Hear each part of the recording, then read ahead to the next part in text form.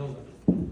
We've had 3 years of meetings, as he stated, but to this day, we still do not know what is going to be built. If everything's going to be built and it's going to be code, we'll put it on the plans and we'll take a look at it and we can go from there. But still, there is nothing. The proposed plan has got so many ifs, ands, and buts, and so many variables that it's like the wishbone offense. They talked about how they would raise up the property and it would bring it to the same height as the adjacent properties.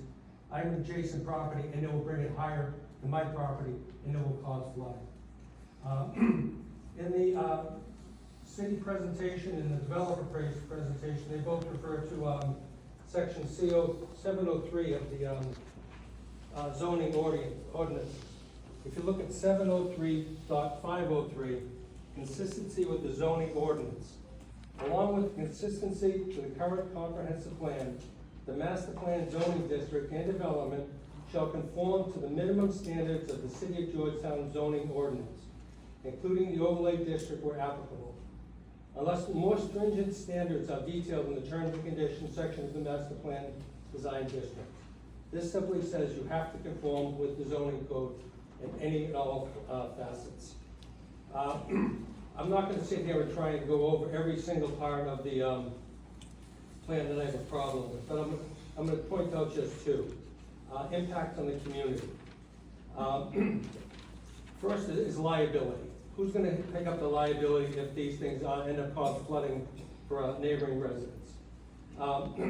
They state there is a memorandum of understanding, and this is true, that is currently being adjudicated along with the permitting for the bulkhead. The city cannot allow a bulkhead to be constructed and pass the liability on to the developer. The city has the obligation to maintain the city in a manner that does not cause harm to its citizens. By signing a memorandum of understanding, the city does not free itself of liability. Section 11 of the city's presentation, of the developer's presentation, page 18 to 19, section 13 is the impact analysis. Number 4, it states the proposal does not cause any excessive burden of existing infrastructure as the current permitted uses impact the existing infrastructure to a much larger degree than the proposal. This is downsized from a planning standpoint. The current allowed use for the waterfront commercial property is a marina or like a dry stack. That will give you a total of maybe 4 restrooms. 80-room hotel would have at least 84 bathrooms. This would be an enormous strain on water, sewer, and electric. Currently, this neighborhood has low water pressure, the sewer periodically back up, and we lose electricity nearly every single thunderstorm. So any statement saying there will be less demand on the infrastructure is misguided.